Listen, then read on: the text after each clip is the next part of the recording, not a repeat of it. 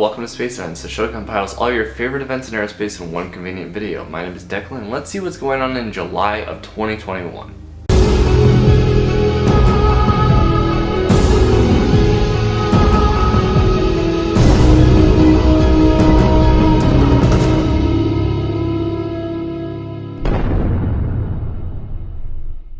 Starting on the west coast at Space Launch Complex 4E at Vandenberg Space Force Base in California, SpaceX will launch Polar Starlink. Starlink is a high-speed internet constellation made by SpaceX and has been being launched in the low Earth orbit since 2019. This is the first designated Polar Starlink launch out of Vandenberg Space Force Base. The polar meaning a polar orbit which goes from north to south on the Earth. And the booster will be 1049 and it will be its 10th flight.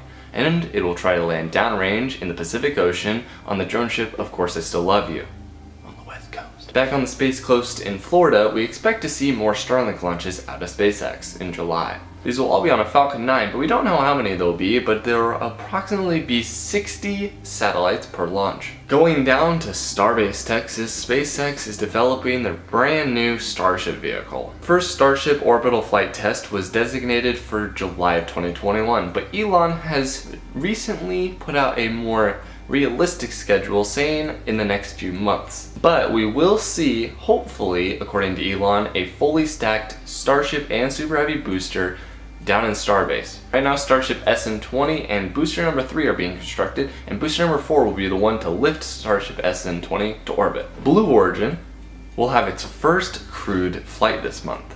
The mission entitled NS16, which will take off on July 20th, will be the first crewed flight for Blue Origin's New Shephard rocket.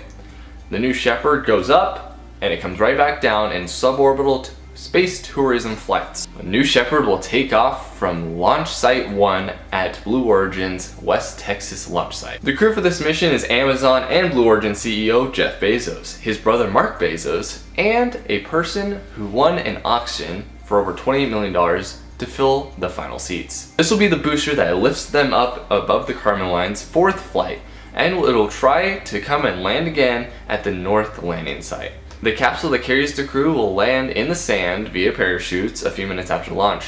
I'm super excited to watch this one and finally see crew on top of New Shephard. The United Launch Alliance, the CST-100 Starliner's second test flight, is the major mission of the month. Taking off on July 30th, this will be an orbital test flight going to the International Space Station of Boeing's CST-100 Starliner, the capsule that will soon take crews to the International Space Station under NASA's Commercial Crew Program. The reason this test exists is because of the first orbital test flight. There's multiple issues, so Boeing and ULA has decided to do a second orbital test flight. This will be launched on an Atlas V N22 from Space Launch Complex 41 at Cape Canaveral Space Force Station in Florida. The N22 in Atlas V's name stands for no fairing because the Starliner capsule is the payload, 2 solid rocket boosters, and 2 Centaur upper stage engines. With those events, it's our favorite segment, Moon Time.